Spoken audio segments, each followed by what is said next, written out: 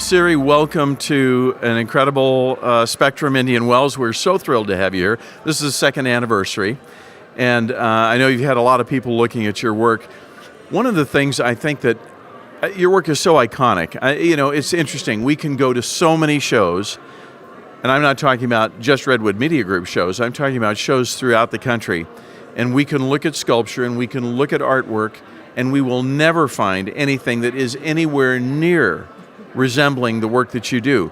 So it's curious, I think, it would be curious for most people and your collectors to understand where the inspiration or style came from when in fact it doesn't replicate anything else. It really is a unique, iconic, one-of-a-kind style. Where did the inspiration come from for the work that we see? The inspiration, I think, comes from within. I keep to myself. It comes from horses, really, for the most part. But as far as work, I just hide out and it just comes out. So I don't really look on the outside for inspiration. I find it inside.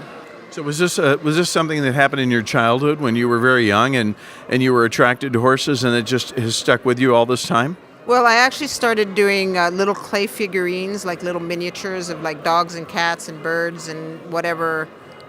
Working with my hands, and humans. I did little figures at age 6. So then I didn't really do anything till I was about 15, and I just started working with my hands. It just came really natural to me. In my last trip to Santa Fe, we happened to go out to the Four Seasons, and we saw your work out there. It seems as though your work crosses over into a multiple of different installations. It could be corporate, it could be private collections, it could be institutional. There really are a varying group of people that seem to have an interest in your work. Yes, my favorite is public installations. I like to affect the public. I like when children see my work. I like when people that just drive by and they're affected by it, and then they see it somewhere else and they kind of follow it as an interesting something that for the moment kind of inspires them. And so public installations is actually my favorite form of showing my work. So when I first saw your work, what I saw were the large, in some case life-size sculptures of horses, but it seems as though you as an artist have migrated into a number of different directions in recent years, or at least your exhibits have done that, where now we're looking at somewhat of a bas-relief wire application, and then also your two-dimensional artwork, your paintings and so forth. Do you enjoy expressing yourself in a number of different ways?